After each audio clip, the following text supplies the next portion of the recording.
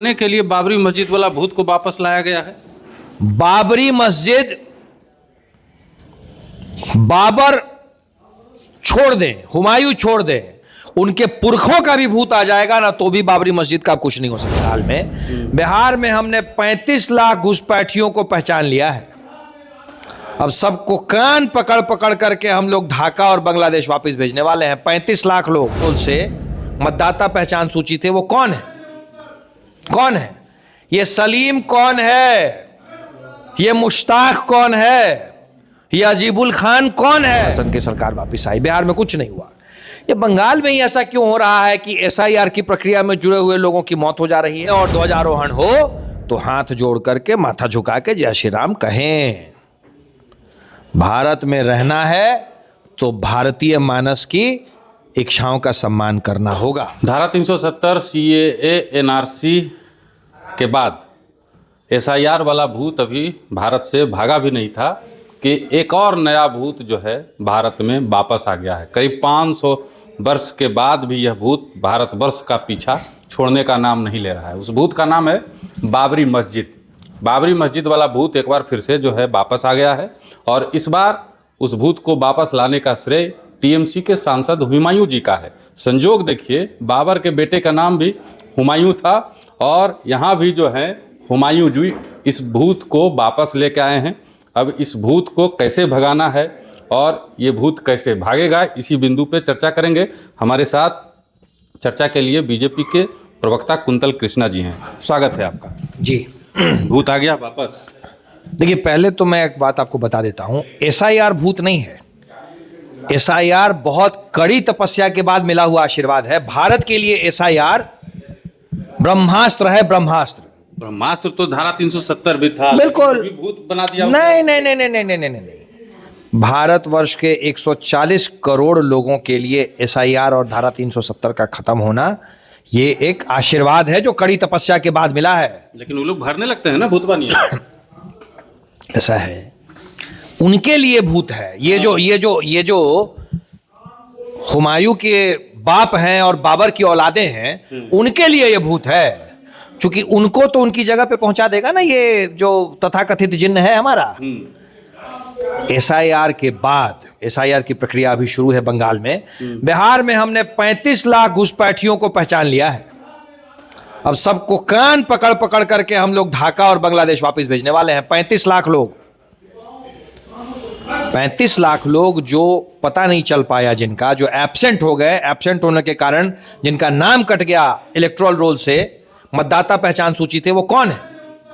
कौन है ये? सलीम कौन है? ये मुश्ताक कौन है?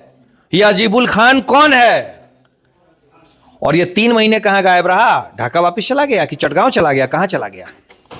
जहां गया वापस उसको वहीं जाना होगा। अब अगली बारी बंगाल की है। अच्छा, एक मैं आपके चैनल के माध्यम से, चूंकि आपका चैनल बहुत सेंसिटिव मुद्दों को उठाता है, इसीलिए मैं विशेष करके मगही न्यूज के माध्यम से यह बात बताना चाहता हूं। बिहार में एसआईआर हुआ, शोर शराबा खूब मचा, लेकिन बड़ी शांति से हो गया। मैं आज भी पूछना चाहता हूं कि क्या कोई ऐसा व्यक्ति है जो भारत का नागरिक है और उसका नाम कट गया? चुनाव गुजर गया, लोगों ने रिकॉर्ड मतदान किया।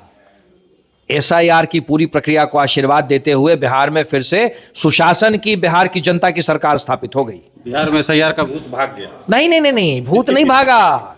एसआईआर का आशीर्वाद बिहार को मिला और बिहार में फिर से 20 साल लगातार सत्ता में रहने के बाद भी वही जनता की सरकार, वही सुशासन की सरकार वापस आई। बिहार में कुछ नहीं हुआ।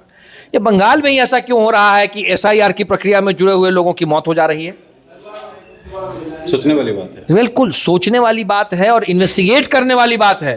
हम लोग तो मांग करेंगे सेंट्रल एजेंसियों से कि इसकी जांच की जाए। क्या इन्हीं बिंदुओं से भटकाने के लिए बाबरी मस्जिद वाला भूत को वापस लाया गया है? बाबरी मस्जिद बाबर छोड़ दें, हुमायूं छोड़ दें, उनके पुरखों का भी भूत आ जाएगा ना तो भी बाबरी मस्जिद का कुछ नहीं हो सकता है। बाबरी मस्जिद एक ऐसा मुद्दा है जो सेटल्ड हो चुका है।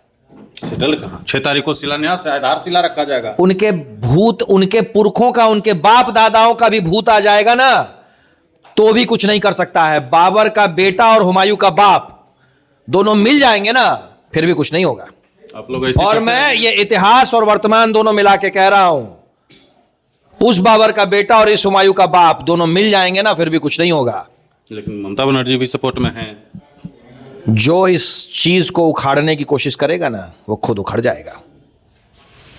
दुनिया की कोई भी ताकत, ममता बनर्जी जी हो या मुमताज बेगम जी हो, मेरा सबको विनम्र निवेदन है, इसको आप सलाह समझें या सख्त हिदायत समझें, मेरा सबको विनम्र निवेदन है, इस विषय पे कोई बात नहीं करें। राम मंदिर में ध्वजारोहण हुआ है, उस ध्वज की तरफ हाथ जोड़ करके जय श्री राम कहें, सबके भले की बात है। यूपी के सांसद हैं, उन्होंने कहा कि मस्जिद में अल्लाह का निवास होता है, अल्लाह का घर होता है मस्जिद, और हमको संवैधानिक और धार्मिक दोनों अधिकार है बनाने का। आप संभल वाला आप ऐसा है, आप मस्जिद में जाएं, नमाज करें, लेकिन बाहर जब निकले और ध्वजारोहण हो तो हाथ जोड़ करके माथा झुका के जय श्री राम कहें। भारत में रहना है तो भारतीय मानस की इच्छाओं का सम्मान करना होगा, और भारत की जो भारतीय मानस है, उसकी इच्छा है कि राम मंदिर के ध्वज को हम सब आदर के साथ उसके सामने सिर झुकाएं। आप किनको कह रहे हैं? वो राष्ट्रगान नहीं गाते हैं? भाई भारत में रहना है तो राष्ट्रगान तो गाना होगा, इसमें गाना होगा। नहीं नहीं नहीं नहीं नहीं, तो फिर भारत से बाहर जाने की तैयारी कर ले, फिर जहां से आए हैं ना, ढाका चटगांव, वहां का रास्ता अपने आप देख ले, वरना रास्ता हम दिखा देंगे। कैसे सांसद हैं संभल के? आप सांसद महोदय तो एक संवैधानिक पद पे बैठे हुए हैं, उनको तो संविधान और संवैधानिक परंपराओं का पालन करना ही होगा, उनके पास कोई चॉइस नहीं है। उन्होंने भी बाबरी मस्जिद को लेकर के कही है बातें। ठीक है, तो उनको ये बात समझ में आ जाएगी कि बाबर का बेटा और हुमायूं का बाप दोनों मिल जाएंगे, फिर भी कुछ नहीं होगा। नहीं, किसी बाबर की संतान में और हुमायूं के बाप में इतनी औकात नहीं है कि फिर से ये बात दोहरा सके, बाबरी मस्जिद बना सके। इस विषय पे चर्चा ही नहीं होनी है। अब तो राम मंदिर पे रामलला का ध्वज लहरा रहा है, सबके लिए बेहतर है उस ध्वज को झुक के नमस्कार करें और रामलला से आशीर्वाद लें। वैसे भी सनातन तो इस बारे में विश्वास रखता है कि सर्वे भवन्तु सुखिनः सर्वे सन्तु निरामयः सर्वे भद्राणि पश्यन्तु। हम सनातनी तो इसमें विश्वास रखते हैं, लेकिन सब सुखी तभी रहेंगे जब रामलला के ध्वज को सब नमस्कार करेंगे। 6 तारीख को आधारशिला है, उसका क्या? वो 6 कभी नहीं आएगी, वो 6 तारीख इतिहास से मिटा दी जाएगी, जिस 6 के बारे में ये सोच रहे हैं। ऐसा हो पाएगा? संभव है? लोकतांत्रिक देश है। संभव वो है जो कल हुआ, राम मंदिर पे रामलला का ध्वज लहराया, संभव यही है, संभव यही, एकदम यही संभव है और यही होगा। चलिए देखिए, 6 दिसंबर आने में अब कुछ ही दिन बाकी है, देखना होगा 6 दिसंबर को बाबरी मस्जिद की आधारशिला रखी जाती है या फिर बाबरी मस्जिद का जो ये भूत फिर से वापस आया है, और जिन्होंने ये भूत वापस लाया है, इस भूत को भगा दिया जाता है। वैसे हमारी जिम्मेवारी भी बनती है, चूँकि तमाम तरह के भूतों को मीडिया ने बड़ी ही संजीदगी से चर्चा कर भगाया है भारत से, तो इस भूत को भी भगाने की, लोगों को जगाने की हमारी जिम्मेदारी बनती है, इसलिए हमने ये वीडियो बनाया। आप क्या सोचते हैं कमेंट बॉक्स में बताइएगा।